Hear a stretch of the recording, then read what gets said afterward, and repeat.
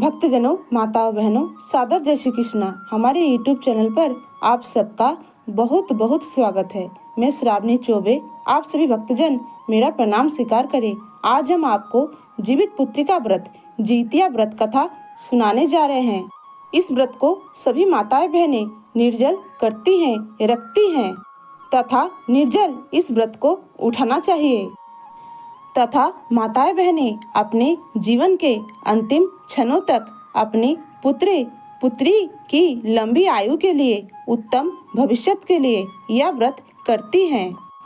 इस व्रत को निर्जल और निराहार किया जाता है तथा इस व्रत का उद्यापन नहीं किया जाता।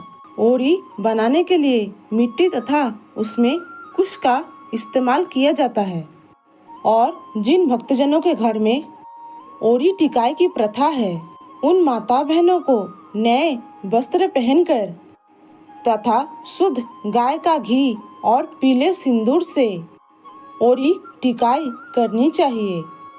पारण के रात में तथा व्रत के भोर में सरगी खाने के बाद तुरंत ब्रश कर ले, दातुन कर ले, क्योंकि सूर्योदय होने पर ब्रश करने से, दातुन करने से ब्रश और दातुन का रेशा टूटेगा और उससे आपका व्रत भंग माना जाएगा, क्योंकि यह खुर जितिया है। इसमें एक भी खर नहीं तोड़ा जाता तथा जिनके पुत्रे और पुत्री हैं वह ये व्रत अवश्य करें और जिनके केवल पुत्री हैं वो भी अपनी पुत्री की मंगल कामना के लिए, उत्तम जीवन के लिए यह व्रत कर सकती हैं। इसमें कोई दोष नहीं है। और जिन माताओं बहनों को अभी तक संतान सुख प्राप्त नहीं हुआ है, अर्थात जिन्हें अभी भी कोई संतान नहीं है, उन्हें भी यह व्रत अवश्य करना चाहिए, क्योंकि व्रत के प्रभाव से आपको संतान सुख अवश्य प्राप्त होगा।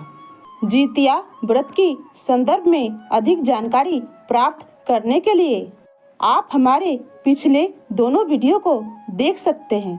उस वीडियो से आपको पूजा विधि, पूजा का शुभ मुहूर्त, पारण विधि, पारण का शुभ मुहूर्त, नहाए खाए विधि तथा कौन सी गलती आपको नहीं करनी है, या संपूर्ण जानकारी आपको प्राप्त हो जाएगी।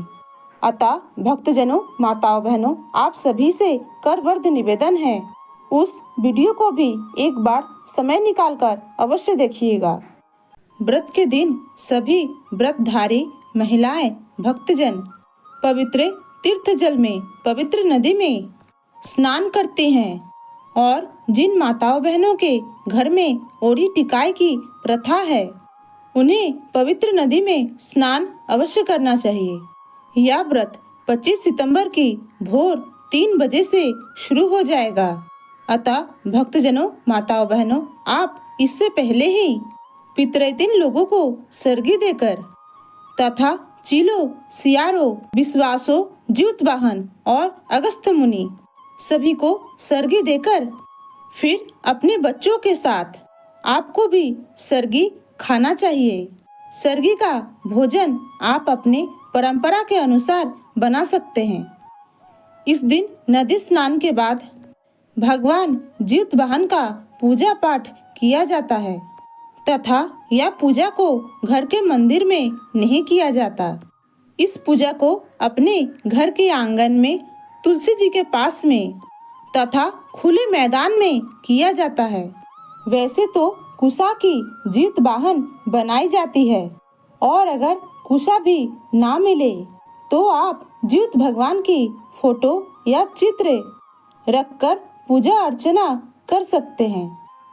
और अगर ये भी संभव ना हो तो आप एक सुपारी रखकर पूजा पाठ कर सकते हैं तथा पूजा करने के बाद तथा जितिया का धागा जो गले में या हाथ में बांधी जाती है, उसकी पूजा की जाती है तथा वहाँ पर तरोई के पत्ते में चने, चावल, मिश्री और इसके साथ ही खीरा, ककड़ी तथा अन्य मिठाई और पूजा सामग्री वहाँ पर रखी जाती है तथा पूजा पाठ संपन्न होने के बाद आपको व्रत कथा सुननी चाहिए, क्योंकि व्रत कथा सुने बिना कोई भी व्रत पूर्ण नहीं होता।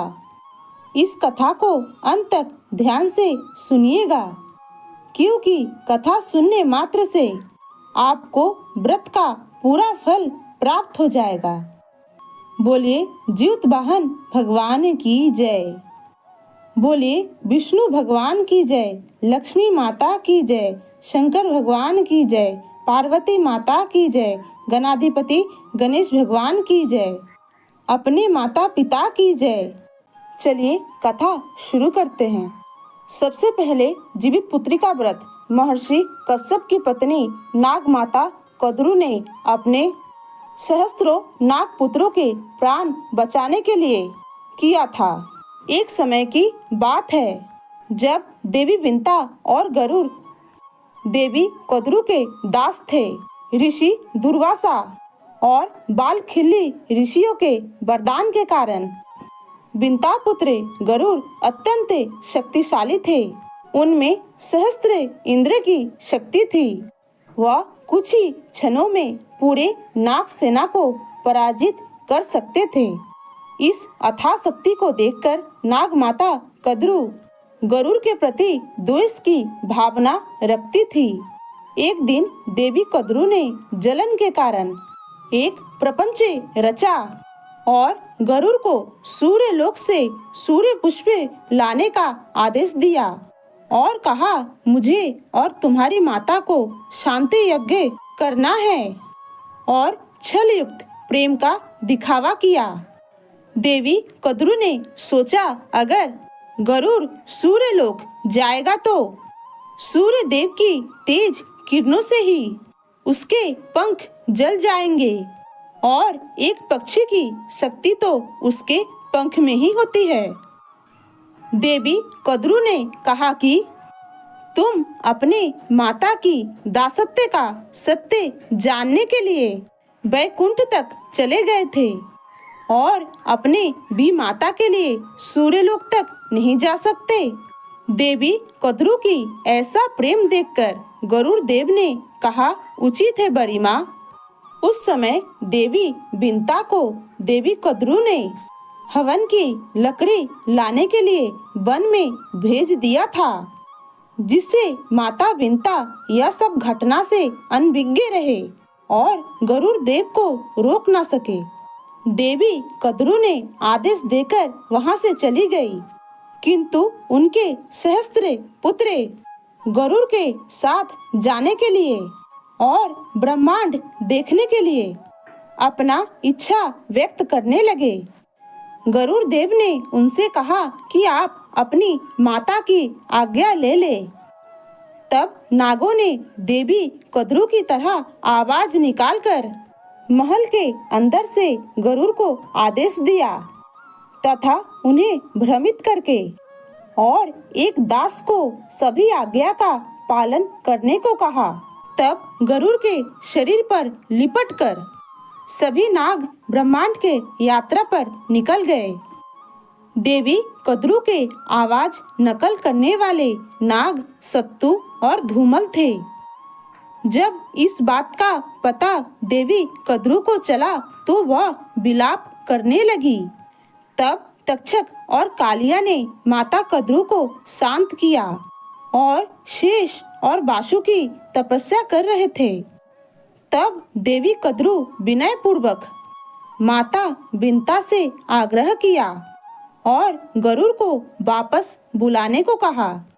सती सात्वी माता विंता कद्रू की सारी चालें समझ गई, किंतु उदार हृदय से क्षमा कर दिया और भगवान विष्णु से प्रार्थना करने लगी और गरुड़ देव को बुलाने लगी। किंतु नागों के कठिन आदेश के कारण गरुड़ देव अपनी माता के अंतर हृदय की आवाज को सुनकर भी वापस लौट के आ ना पाए। तब नागों ने गरुड़ के माध्यम से चंद्रलोक की यात्रा की और चंद्रदेव ने उनको आगे के सूर्यलोक की यात्रा करने से सावधान किया। किंतु अहंकारी नाग कोई भी बात मानने को तैयार नहीं थे। उन्होंने गरुड़ को आदेश दिया और आगे की यात्रा प्रारंभ करने को कही तथा आगे की यात्रा के मार्ग में बुध और शुक्र ग्रह आते थे, किंतु अकारण किसी ग्रह पर जाके उसकी शांति भंग करना गरुड़ ने उचित नहीं समझा और सूर्य देव की ओर अग्रसर होने लगे। किंतु सूर्य देव की तेज किरणों से नागों की चमड़ी जलने लगी। यह देख गरुड़ ने अपना मार्ग बदला और मार्ग बदलने के कारण उल्का पिंडों से अपनी बचाव करते हुए शनि देव के ग्रह के आकर्षण के कारण अनायास ही शनि देव के लोक में प्रवेश कर गए। वहां पर शनि देव और उनके सैनिक अकारण शनि ग्रह में आने के लिए और नियम भंग करने के लिए उन्हें दंडित करना चाहते थे, किंतु शनि दृष्टि और सारे साथी के कारण गरुड़ देव ने सोच और समझ से काम लिया और मातृभक्त शनि देव का गुणगान किया तथा न्याय के लिए तरसते और अपने पिता से ठुकराए गए छाया पुत्र शनि देव का देवताओं का न्यायाधीश बनने का कथा सुनाई। इससे प्रसन्न होकर शनि देव ने गरुड़ और नागों को मुक्त कर दिया और गरुड़ को अपने वक्र दृष्टि से मुक्त रहने का वरदान भी दिया। किंतु शनि लोक से निकलने के बाद सभी नागों ने शनि देव की बुराई करनी शुरू कर दी। वह कहने लगे वह कितना कुरूप है तथा इतने कुरूप पुरुष को इतना सुंदर स्त्री कैसे मिल गया, जिससे क्रोधित होकर शनि देव ने नागों को दंड दिया और सूर्यलोक जाने के मार्ग में शनि माया के कारण गरुड़ को यह आभास ना रहा कि उसके साथ उसके नाग भाई है या नहीं। अपने किए गए कर्म के दंड स्वरूप सूर्य देव के तेज किरणों के कारण सभी नाग झुलस गए और मूर्छित होकर पृथ्वी पर गिरने लगे। अपनी पुत्रों की ऐसी अवस्था देखकर देवी कद्रु अपने पति महर्षि कश्यप ऋषि का आवाहन किया तथा अपनी पुत्रों की प्राण रक्षा की उपाय पूछने लगी। वह समय आश्विन मास का कृष्ण पक्ष था। तब महर्षि कश्यप के मार्गदर्शन में आश्विन मास की कृष्ण पक्ष की मध्याह्न व्यापिनी अष्टमी तिथि जो नवमी युक्त में जीतिया व्रत किया और पारण के दिन महर्षि दुर्वासा और उनके सहस्त्र शिष्यों को भोजन करवाया तथा जीतिया महाव्रत करने से भगवान विष्णु जी की पूजा करने से आराधना करने से और ब्राह्मण भोजन के फल स्वरूप परमात्मा परमेश्वर भगवान विष्णु की कृपा से नागों को पुनः जीवन दान मिला तथा जीतिया व्रत से जुड़ी एक और कथा आती है। नर्मदा नदी के पास एक नगर था। उस नगर का नाम कंचनबटी नगर था। उस नगर के राजा का नाम मलाई केतु था। नर्मदा नदी के पश्चिम में एक बालूहटा नाम की मरुभूमि थी, जिसमें एक विशाल और बड़ा सा पाकर का पेड़ था।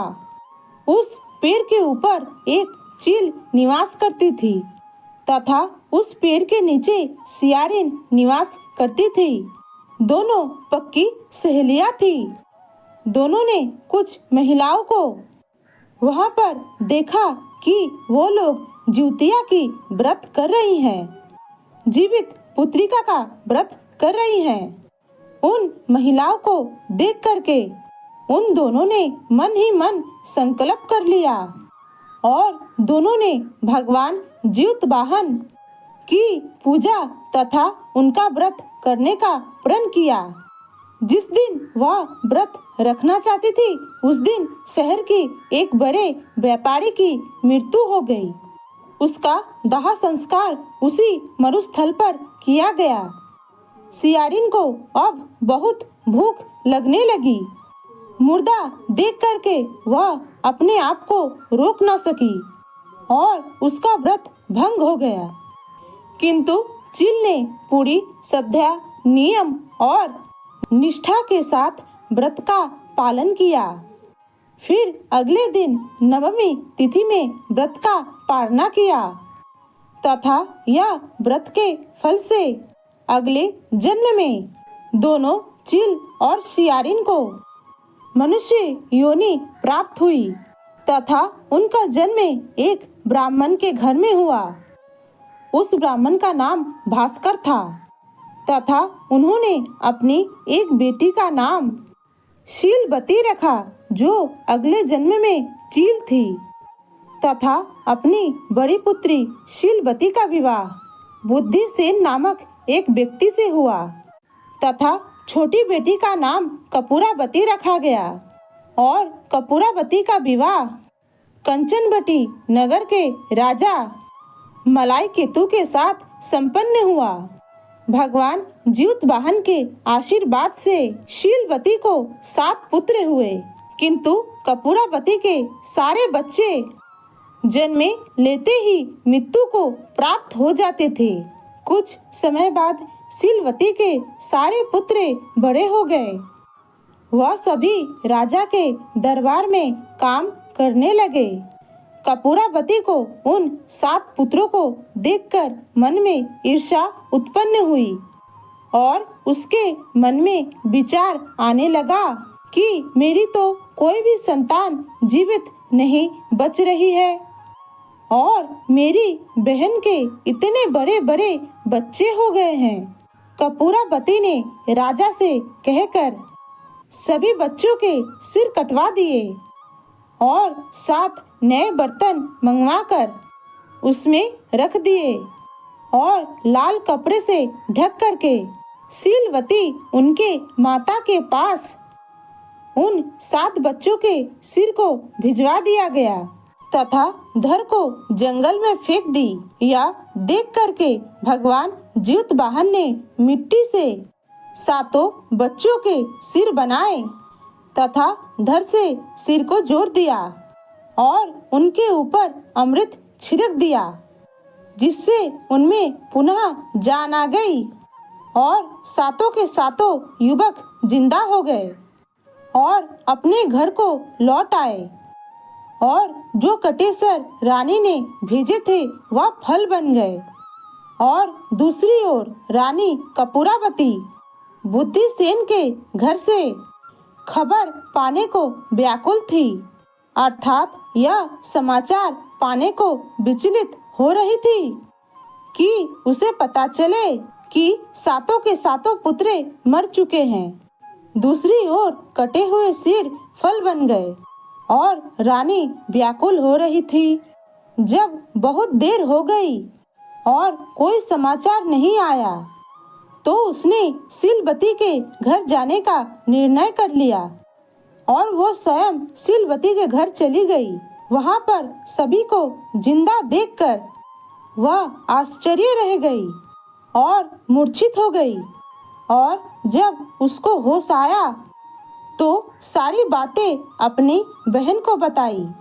उसे अपने गलती पर पश्चाताप हो रहा था।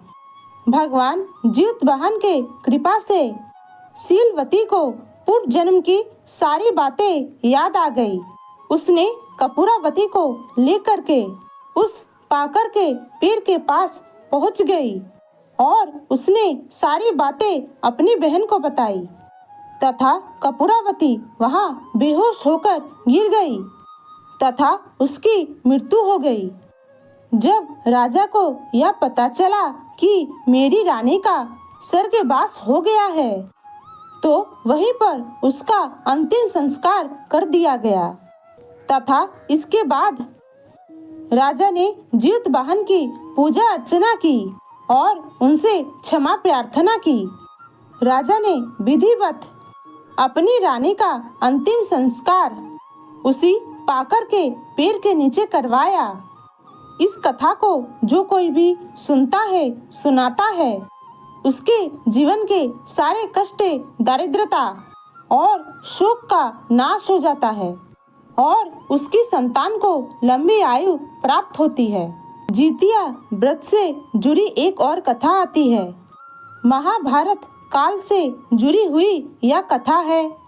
अश्वत्थामा के जो पिता थे उनकी मृत्यु हो चुकी थी तथा अपने पिता की मृत्यु से अश्वत्थामा बहुत ही दुखी तथा क्रोधित था और उसने निश्चय कर लिया कि जिन 5 पांडव के वजह से मेरी पिता का मृत्यु हुआ है या हुई है, उन 5 पांडवों का मैं वध कर दूंगा।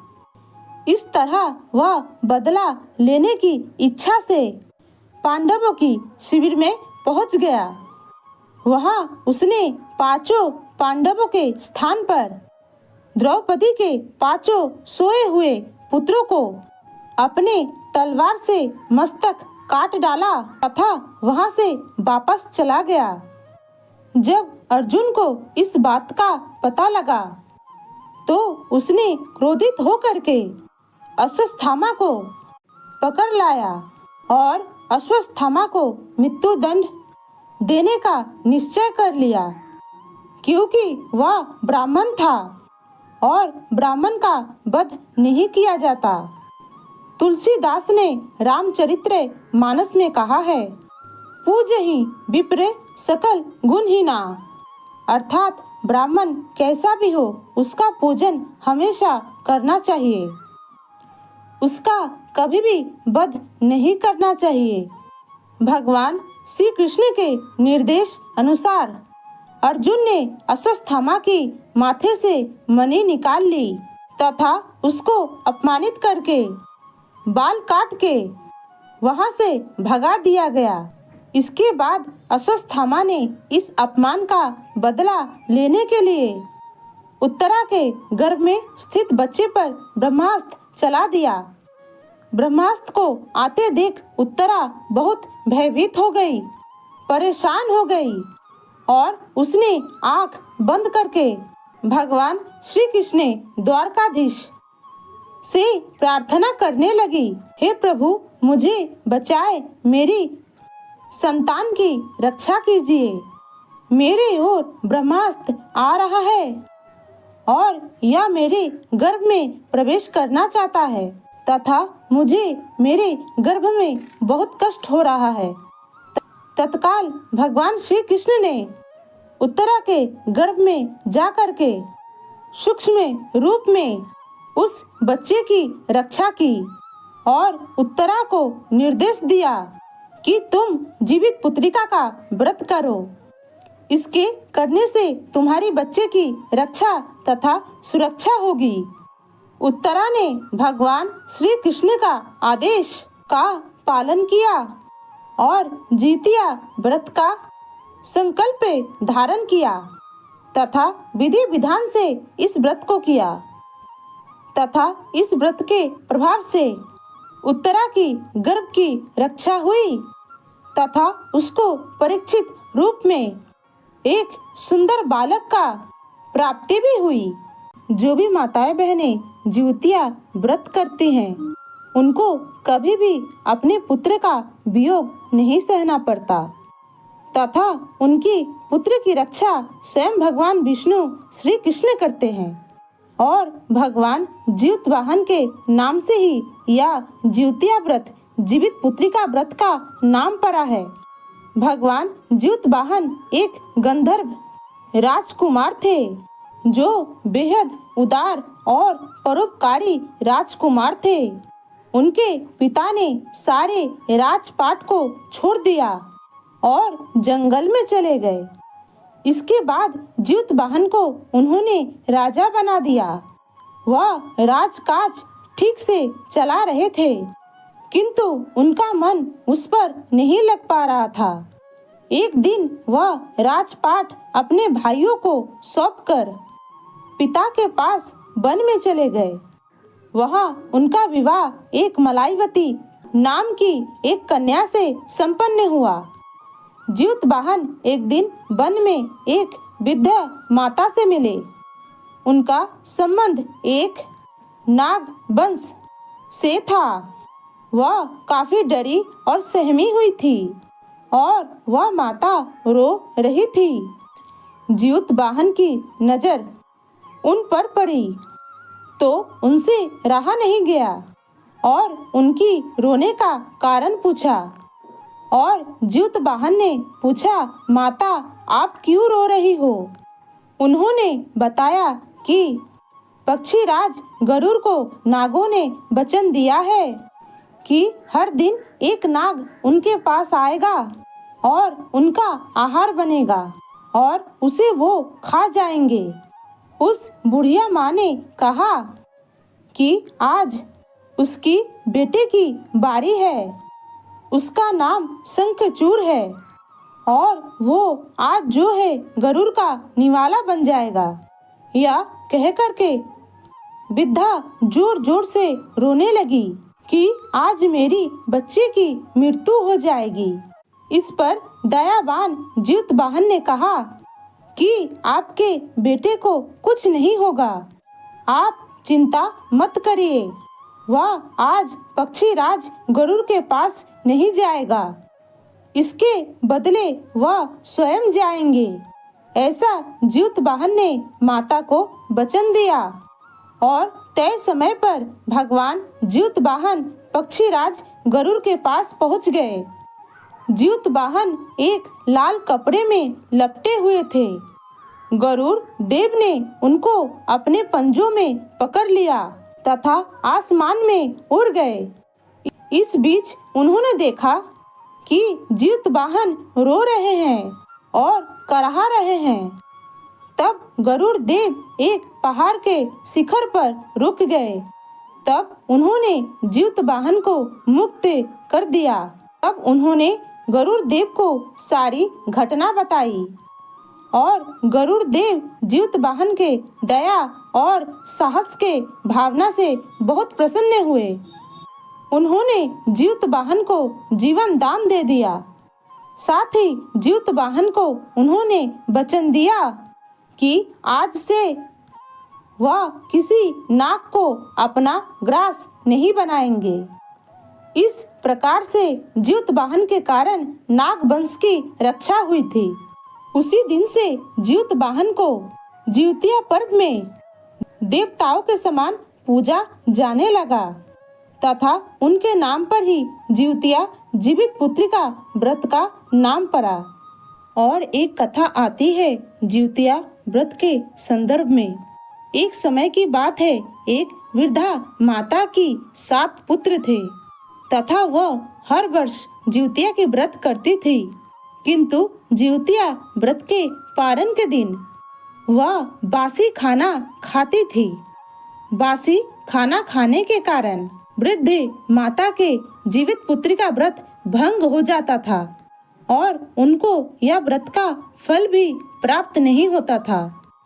और हर ज्यूतिया व्रत के पारण के दिन बासी खाना खाने के कारण एक एक करके वृद्ध माता के 6 पुत्रों को अजगर ने निगल लिया तथा उनकी 6 बहुएं विधवा हो गई।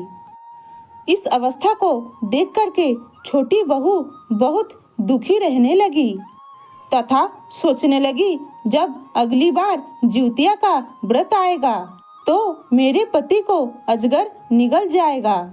ऐसा सोचते सोचते बहू दिन गुजारने लगी। एक दिन बहू नदी पर कपड़े धोने गई तो वहां पर उसे एक अजगर दिखाई दिया। तो उसने अपनी दुख की बात अजगर से कही और अजगर ने यह बात सुनकर कहा कि तुम्हारे सास के 6 पुत्रों को मैंने ही निगला है, क्योंकि तुम्हारी सास ज्यूतिया व्रत की पारण के समय बासी तथा ठंडी भोजन करती हैं। इसके कारण ही तुम्हारे सास के 6 पुत्र मृत्यु को प्राप्त हुए हैं। यह सुनकर छोटी बहू ने अपनी पति के प्राण बचाने हेतु अजगर से उपाय पूछा। तो अजगर ने कहा, तुम घर जाओ और जब जीवित पुत्री का व्रत आए और उसका पारना पड़े, तुम अपने हाथों से अपने सास के मुंह में गरम गरम मार भात, मरुआ तथा रागी की रोटी, नोनी का साग, तरोई की सब्जी और मालपुए खिलाना। जैसे ही तुम गरम गरम भोजन अपने सास को करवाओगी तो तुम्हारे सास के सभी पुत्र जीवित हो जाएंगे। बहू घर गई और जीतिया व्रत आने पर पारण के दिन सभी बासी खाना फेंक दिया और अपने हाथों से अपने सास को गरम गरम भोजन करवाने लगी। सास को गरम भोजन पसंद नहीं था, किंतु घर में और कुछ ना होने के कारण और बहू की जबरदस्ती से उसने गरम गरम भोजन कर लिया और एक निवाला गरम भोजन करते ही अजगर ने एक एक पुत्र अपने मुंह से निकाल बाहर किया। ऐसे ही बहू ने सास को 6 बार भोजन करवाया और 6 निवाले खाने के साथ साथ 6 पुत्र बाहर आ गए और छोटी बहू की सुहाग की रक्षा हुई। इस प्रकार जो भी माताएं बहनें जीतिया व्रत के पारना के दिन गरम गरम भोजन करती हैं, उनके संतान पर कभी भी कोई विपत्ति नहीं आती तथा वृद्ध माता की परिवार फिर से हरा भरा हो गया तथा जीतिया व्रत के प्रभाव से वृद्ध माता का घर सुख, समृद्धि और ऐश्वर्य से भर गया तथा सभी बहुएं अपने पति के साथ सुख पूर्वक रहने लगी। भक्तजनों, माताओं बहनों, जीवित पुत्री का व्रत जीतिया व्रत की यह दिव्य और ज्ञानमयी कथा यहीं पर समाप्त होती है।